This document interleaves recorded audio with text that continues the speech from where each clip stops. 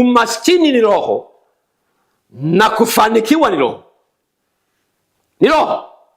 Hujawahi kuona roho zinavyoweza kuhama?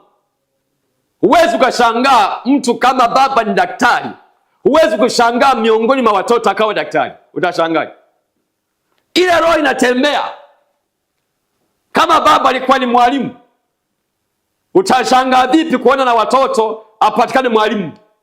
Ni roho inatembea.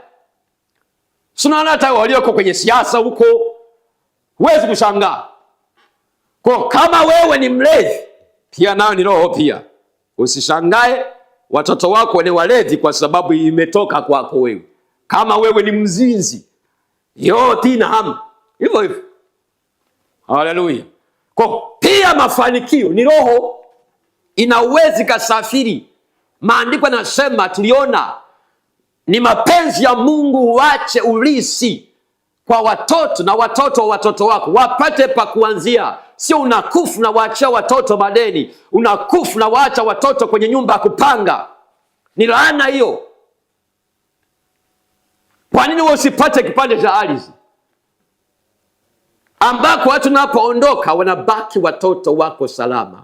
Hata unapoenda maenda kuoa kila mtu, lakini jina lako haliwezi kufutwa.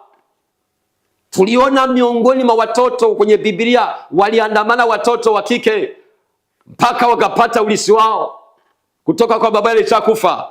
Fuatilia katika vipindi vilivyopita na mafundisho kwenye YouTube.